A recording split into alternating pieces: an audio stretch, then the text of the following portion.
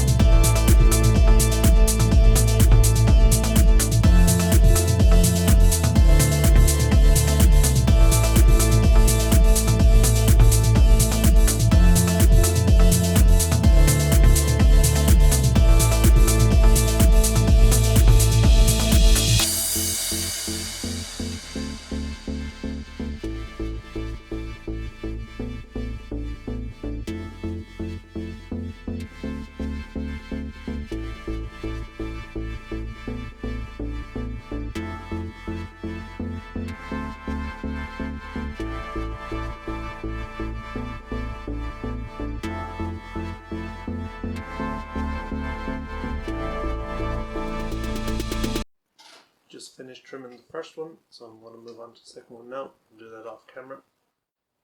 I have both of the door cards trimmed, so I just give them a quick blow off and wipe.